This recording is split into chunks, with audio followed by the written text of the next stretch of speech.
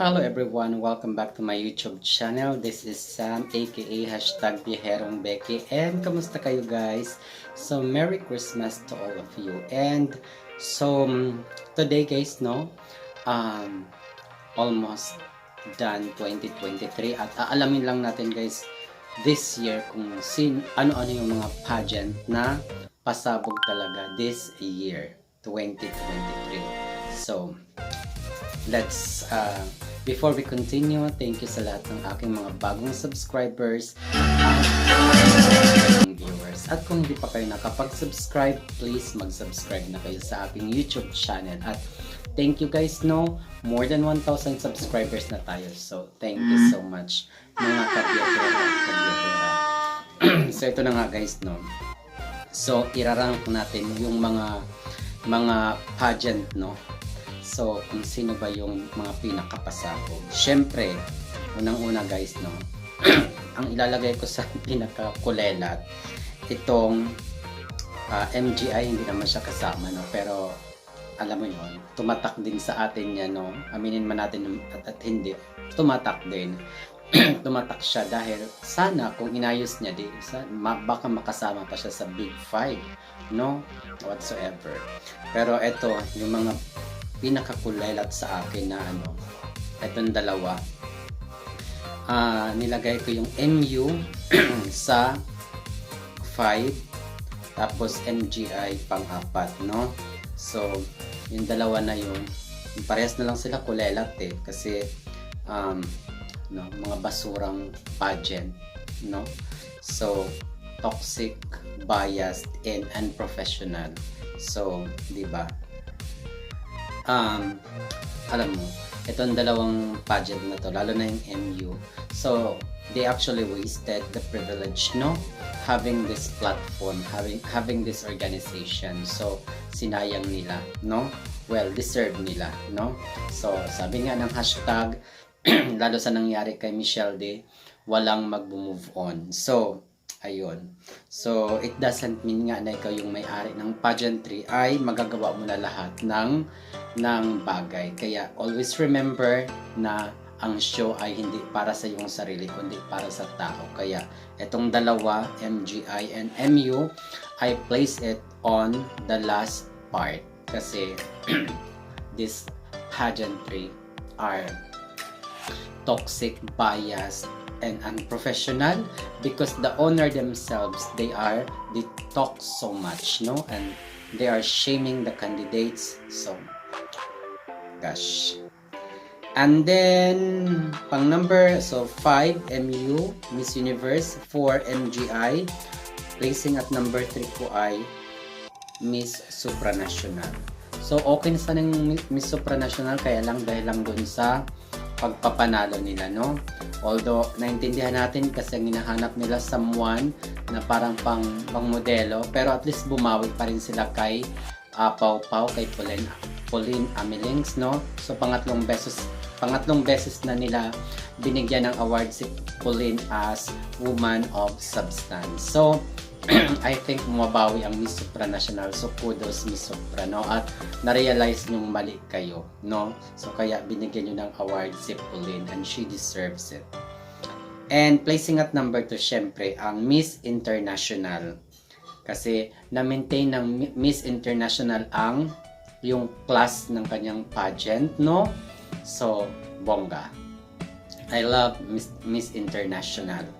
And then, of course, ang pinaka number 1, ngayong taon na to, 2023, pinag-usapan, pinalakpakan, at talagang hanggang ngayon, nagpa-flash pa rin sa social media. It's actually flooding in the social media, Miss Earth, Kasi guys, wow, pinag-usapan talaga siya at deserving talaga yung mga winners. Kudos sa lahat ng mga winners. So, especially kay Miss Albania, napaka-deserve niya. Miss Philippines, Eliana Aduana, Miss Earth Air, Vietnam, Miss Earth Water, and Thailand, Miss Earth Fire. So kudos kasi, wow, they are all well spoken, and I've actually watched one of the interviews, and wow, they're fulfilling their advocacy. They will be traveling across the globe, to fulfill their advocacy. So kudos Bongga, keep it up, Miss Earth. Thank you for giving us the wonderful fair show in on the planet Earth. So yeah, ang bonggang-bongga ang Miss Earth, and we're looking forward for the upcoming year, and sa Vietnam ulit gaganapin. So, well, sabi ko na nga ba, no? Talagang, di ba, nag-initiate na ang Vietnam, no? Na sila sa kanila ganapin. At wala naman tayong masabi, di ba? Ang finale, ang stage na ginamit, ang Opera House, Saigon, no? So, very historical yan. Kasi we all know Saigon. Mayroong drama ang stage pa lang. So, congratulations. At, yun sa mga aklang, alam mo, minsan may mababasa ka pa rin. Ilan-ilan lang naman sila, no? So, ayun na nga. Parang in-okre pa nila ang Miss Earth. Kaya doon kayo sa Miss You or sa MGI mga aklang kanal, no? So, mga kachipan kayo na mga walang totoong advokasya na hindi nila ginagawa kundi masyado silang mapolitika lang, no? So, dito nga sa Pilipinas, masyado na tayong rampant na nga ang corruption dito at politika eh. Pati sa pageantry, pinopolitika nila tayo. So, X na. So, doon kayo kung gusto nyo doon sa Miss Universe or sa Miss Grand International. Good luck. But Miss Earth is leading as of this year 2023. Kasi ang Miss World wala pa, inaabangan pa. Sabi nga nila, ang Miss World is Miss Delay. So, ayun na nga.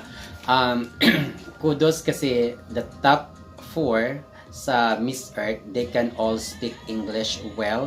And that's a good thing about if you are learn how to speak English, because you can actually express your ideas, your message across the globe, no? And you don't need an interpreter. So, sabi nga ni Janine Togonon, using specific language, it doesn't matter so long as you have strong mind. But I think the world is changing, and learning the language, international language, which is English, is very important. Because not all the time you are being with your interpreter, diba? And diba, you don't rely from anyone. So I think kung may babaguhin man siguro, no, sa mga pageantry, I think they have to train their candidates how to speak English, kasi so that everybody, all people in the world can understand, as we all know that English is an international language. So that's an advantage to pass through your message, no?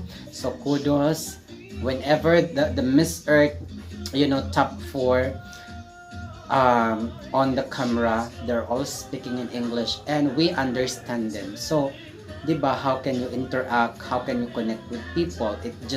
There is a language barrier. So, I think that's one of the things that if pageantry needs to, one of the requirements, I think. Kasi iba na, nagbago ang panahon. So hati nga yung paniniwala ng mga tao. Pero I think napakalaki talaga ng advantage kung marunong ka magsalita ng English. Kasi paano mo nga ipapasa yung iyong mensahe, no? So, lagi kang aasa na lang sa interpreter. So, yun lang guys. To sum up, ang pasabog ngayon, ngayong 2023 na pageant, number 1 is Miss Earth, number 2 is Miss International, number 3 Miss Supranational, 4 and 5 MGI at Miss Universe. Yung mga dalawang huli na yun ay mga toxic. Sorry sa mga fans ng MGI at sa MU, but I'm just telling the truth. As I've been telling here, I'm being honest. Unless MGI and MU, Miss Universe, if you are going to pay attention what the voice of people, trying to hopefully you have to listen, kayo ang mga may-ari, you are the owners of the pageant, so exclude yourself, diba? Sabi nga, it requires a village, to raise a child. So, ang ganda. Coming from Miss Earth, So, yun lang guys. Maraming salamat sa inyo ulit. At sana maging masagana at maging masaya pa ang mga darating na taon. This coming 2024. Keep supporting my YouTube channel. And let's expand this platform of mine para, kung ano man yung mga important things na pag-uusapan natin sa social media ay mapag-usapan natin. And we all know that social media nowadays has a huge may malaking magagawa. It can really help so much, no? So lalo na pagdating sa mga ganito campaign, promoting and advocacy, publicity and so on and so forth. So yun lang guys, yung mga kabiyahero natin, alam ko na nandito tayo sa tamang direction, no? So nandito tayo sa tamang daan na ating tinatahak. So paunti-unti we are increasing our social media platform. So yun lang guys. Merry Christmas sa inyo and advance Happy New Year. Bye.